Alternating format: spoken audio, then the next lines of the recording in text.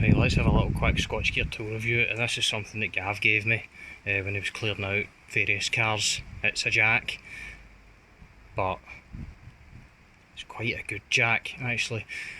Nice and universal, and you hook that one there, and then you hook that one there.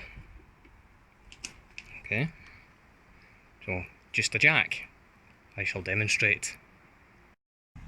Okay then, here we go, jacking up the 205 to get the wheels off. You'll notice I have omitted the handle, and what I will do instead is replace it with that, a 17mm socket, and I shall run it with a hex to 1/2 inch adapter on a drill. I shall demonstrate. Not easy to do one-handed, but let's have a go.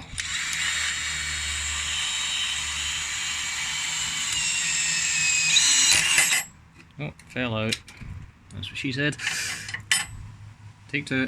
I've got a wee bit of tension on it. Let's see if we can lift the car.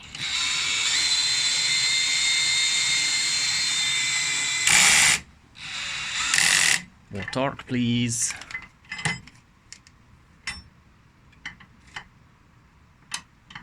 Anyway, you get the idea. Drill lifts car very quickly.